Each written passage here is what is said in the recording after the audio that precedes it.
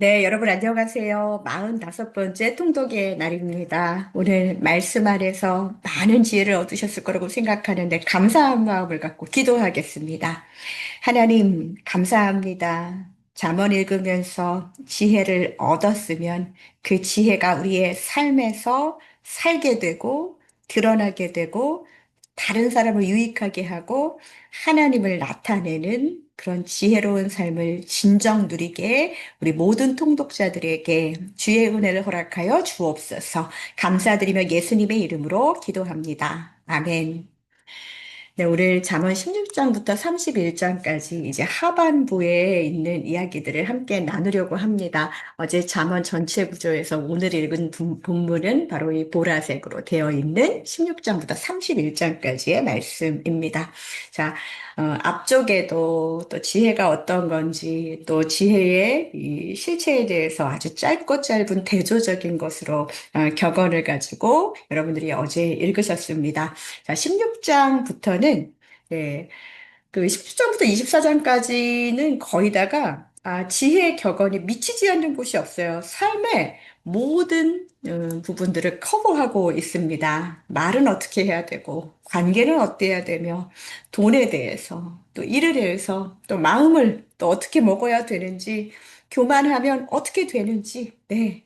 패망의 선봉이라고 그랬잖아요. 또 지도자는 그래서 어떻게 해야 되는지, 또 게으름 때문에 우리가 어떤 낭패를 보는지, 진짜 이것만 제대로 지켜도 우리가 모르는 거 아니잖아요. 지켜도 우리 안에 있어서 진짜 없어져야 될 나쁜 버릇들, 습관들, 그리고 남을 유익하게 하는 거 가서 뭐 이렇게 막 뭘 어떻게 하지? 이거보다 이 말씀을 지켜내는 것 자체가 네, 이 세상을 유익하게 하는 일이라고 생각이 듭니다. 또 25장부터 29장까지는 우리가 히스기야의 편집본이라고 솔로몬 왕에 대한 네, 솔로몬이 쓴 잠언에 대한 히스기야 시대의 편집본이라고 말씀드렸죠.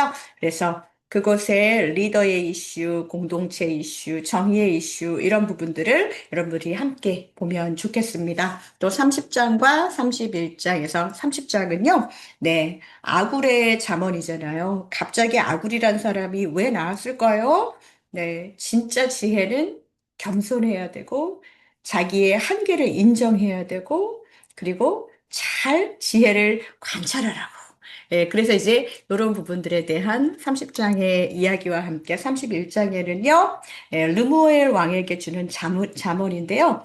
이 르무엘 왕이라는 이 왕의 이름이 진짜 당시에 있었던 왕의 이름인지 아니면 솔로몬의 다른 이름인지 딱 결정된 것은 없어요. 그런데 그냥 르무엘 왕이라고 하고 왕에게 주는 교훈이라고 해서 전체 왕들이 읽어야 되는 격언이 아닌가 하는 생각도 듭니다. 또한 맨 마지막에 보면은 현숙한 여인에 대한 이야기가 나오죠.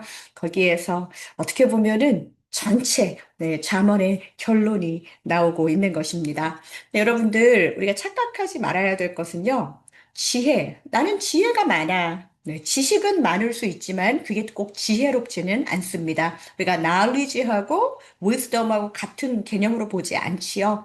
왜냐? 지혜는 정보가 아니기 때문입니다. 지혜는 반드시 인격이 수반되고요. 또 그 인격이라는 것은 어떻게 선택하느냐. 선택이 당장에 봤을 때 막 성공하는 것만이 지혜가 아니고요. 어떤 선택의 방향을 가지고 있느냐. 네, 우리가 계속 이 잠언을 읽으면서 어디든 간에 방향성이 굉장히 중요합니다. 그래서 잠언의 시작, 뭐지요? 여호와를 경외하는 것, 하나님 중심, 우리의 마음의 방향이 어디에 있느냐, 그게 굉장히 중요하다는 것이지요. 잠언은 그래서 단순 처세가 아니라, 네, 언약 백성으로서 정말 삶의 질서를 하나님 나라 백성답게 어떻게 살아갈 것인가, 그런 마음으로 읽어야 돼요. 우리가 율법서에서 또 정말 가나안 땅을 향해서 가는 언약 백성들 그때는 막 십계명 나오고 막 이랬다면 거기에서 진짜 하루하루의 삶을 살아가는 데 있어서 어떻게 살아야 되는지에 대한 정말 하나님 나라 백성답게 사는 길은 사실 이 세상을 외면하는 길이 아니잖아요. 그런 부분들을 잘 읽어내시기를 바랍니다. 그래서 주제가 16장부터 24장까지 계속 이렇게 바뀌는 것 같아도 자, 지혜 하면은 빠질 수 없는 게 뭐예요? 네, 마음이라는 거. 그쵸? 마음 안에는 그냥 내가 마음 먹었어. 이게 아니라 마음 안에 어떤 동기가 있는지. 그리고 그 마음이 구체화되는 게 말이잖아요. 그리고 말을 통해서 우리는 관계를 얻게 되는 거잖아요. 그러니까 이런 부분들이 계속 어떤 말씀을 가지고도 네, 마음과 말과 관계 이런 부분들을 벗어날 수 없고 또 아주 프랙티컬한 돈과 일에 대한 이야기도 나오게 되지요. 그러니까 이제 내면의 것들이 밖으로 나가고 그리고 그것이 구체적인 삶의 길, 인생의 방향을 결정한다. 이런 맥락에서 여러분들이 잠언 16장부터 24장까지를 읽어내시면 좋겠습니다. 또한 이렇게 마음을 잘 정한 한 개인이 자, 25장부터 29장까지는 뭐라고 그랬죠? 예, 리더로서 공동체의 정의 이슈가 많이 나타난다고 했잖아요. 그러니까 개인 윤리에서 더 나아가서 이 공동체의 질서, 이 공의와 정의는 어떻게 나타나는지. 그러니까 지혜는 개인만 착하게 만드는 것이 아니라 한 사람 한 사람이 지혜로우면 공동체가 어떻게 된다? 네, 살아난다. 그래서 우리가 지혜를 얻는 것은 굉장히 중요한 일이라는 것이죠. 또 우리가 30장과 31장에 그래서 지혜의 결론은 뭐예요? 자, 나의 한계를 겸손하게 인정하는 겸손. 자, 아무리 강조해도 지나치지 않습니다. 겸손입니다. 그리고 또 31장에 보면은 지도자가 절제하고 또 우리가 현숙한 여인의 이야기를 통해서 지혜가 사람으로 구현된 모습, 그것을 보면서 지혜가 한 인격체로 드러났다. 이렇게 보면 되겠습니다. 그래서, 그래서 지혜라는 이름이 여자 이름인가요? 여자가 좀 더 지혜롭나? 아, 농담입니다.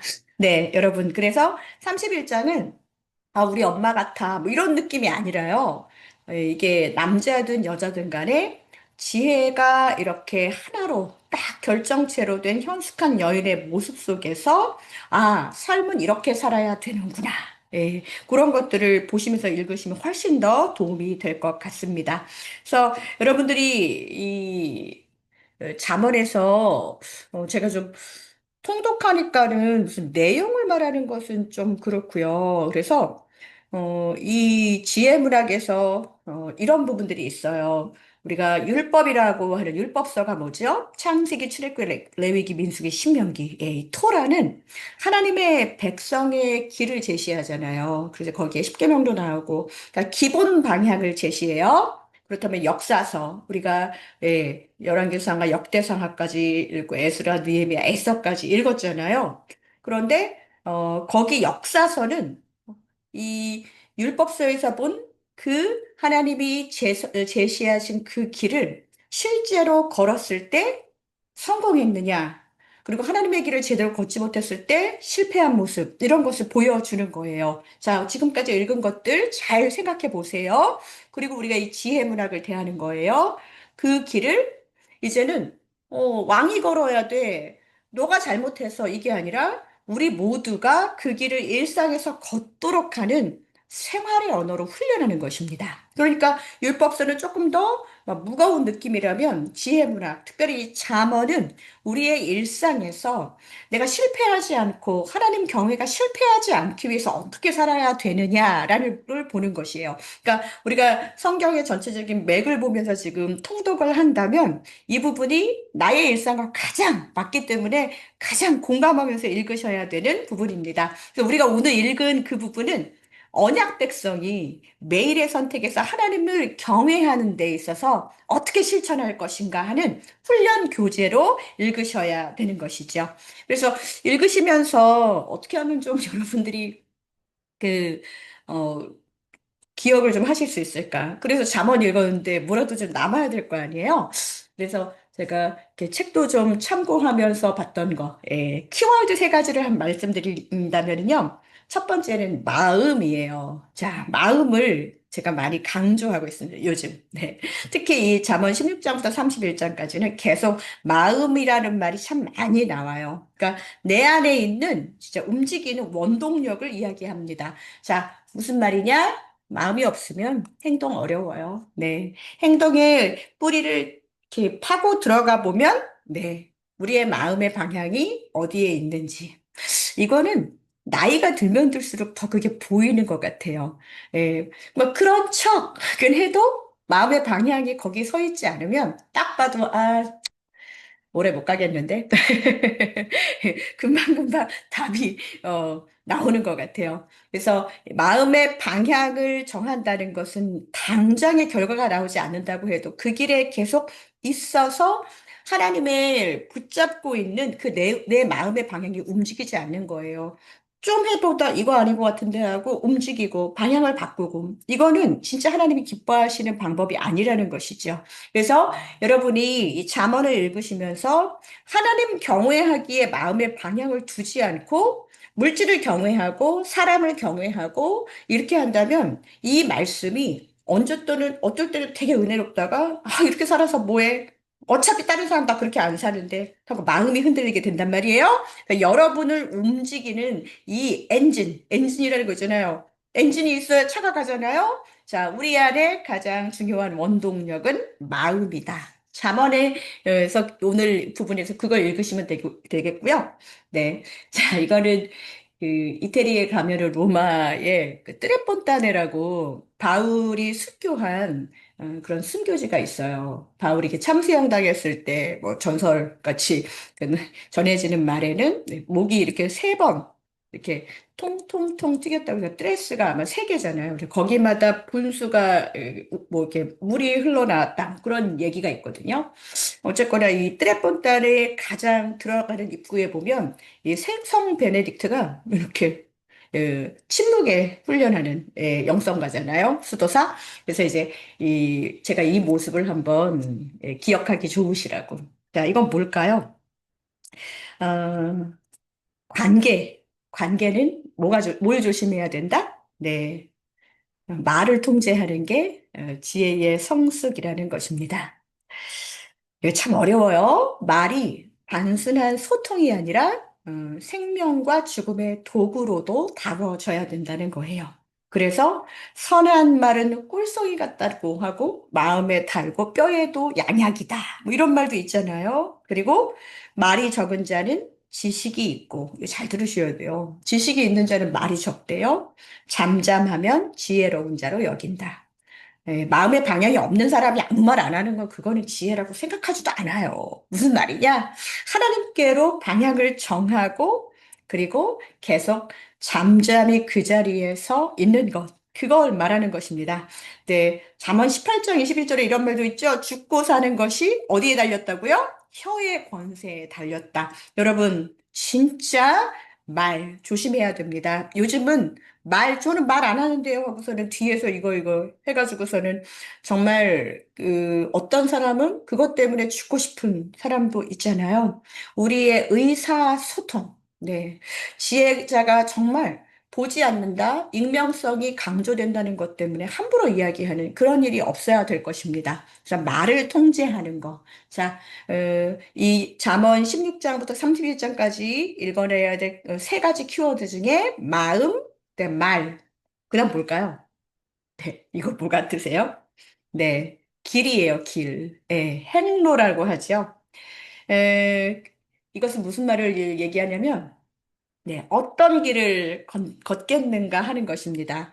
잠언은요, 이거 읽으면, 여호와를 경외하는 것이 지식의 근본이다. 그러면, 여호와를 경외해야지. 그러다가 그냥 잊어버릴 때도 있고, 그리고 여호와를 경외하기 위해서 말씀 열심히 보고, 기도 열심히 해야지. 근데 이것은 한 번의 결심보다 매일의 습관이 진짜 중요하다는 것입니다. 결국 그냥 길이 지금 이렇게 많은데 하나님의 길을 선택하려면 하나님과 의사소통을 해야 되잖아요. 어떤 길을 걷는가가 사람을 만든다는 거예요. 뭐예요? 잠언 16장 17절 뭐라고 되어 있나요? 네. 정직한 자의 대로는 악에서 떠나는 것. 어떤 길을 걷는가도 중요하지만 어떤 길을 걷지 않는 것도 중요합니다. 그래서 여러분들이 그런 사람이 자기 길을 굽게 하고도 마음으로 여호와를 원망하는 거, 이 진짜 잘못된 길을 선택한 사람의 태도는 나중에 자기가 그렇게 해놓고 여호와를 원망하죠. 나 왜 이렇게 놔뒀느냐. 네, 여러분의 자녀들 중에서도 자기 말 안 들었는데 나중에 자기 왜 이렇게 놔뒀냐고 오히려 부모를 원망하는 자녀들도 있잖아요. 그러니까 우리가 진짜 해야 될 게 뭐예요? 잠언 22장에 보면 여러분들 읽으셨죠? 마땅히 행할 길을 가르쳐라. 늙어도 그것을 떠나지 않을 것이다. 자, 길에 딱 서 있을 때 그 길을 정말 선택하는 훈련을 해야 됩니다. 그리고 그것을 습관화해야 됩니다. 어떻게 해요? 그래서 의인은 7번 넘어져도 다시 일어나요. 제가 이거 퀴즈로 냈는데요. 의인의 길의 특징이 뭐예요? 의인은 하나님이 의인이라고 해서 넘어지지 않게 막 맨날 얼굴 넘어질까 뭐 뒤에서 막 이러지 않으세요. 넘어져도 다시. 7번이라는 것은 많이 넘어진다는 얘기겠죠. 진짜 아무리 넘어져도 네, 하나님이 다시 일으켜 주신다는 것입니다. 그런데 미련한 자는 계속 반복하지요. 그 미련의 길을 반복하는 거. 그래서 여러분, 자, 잠언을 읽으면서 우리가 기억해야 되는 키워드 세 가지. 네, 마음 특별히 어디요? 마음의 방향. 이거 뭐예요? 말을 조심하는 것. 네, 그리고 어떤 길을 선택하느냐, 그 길을 꾸준히 가는 것. 매일의 습관. 영적 훈련도 마찬가지입니다. 이 부분을 잘 여러분들이 소화하시면 좋겠어요. 그리고 30장 아굴의 기도는요. 저도 사실은 이 아굴이 누구인지 제가 확실하게 이야기하기는 좀 어려운 것 같아요. 그런데 이 아굴이라는 사람이 이 30장에 보면은 겸손하게 자기 한계를 인정합니다.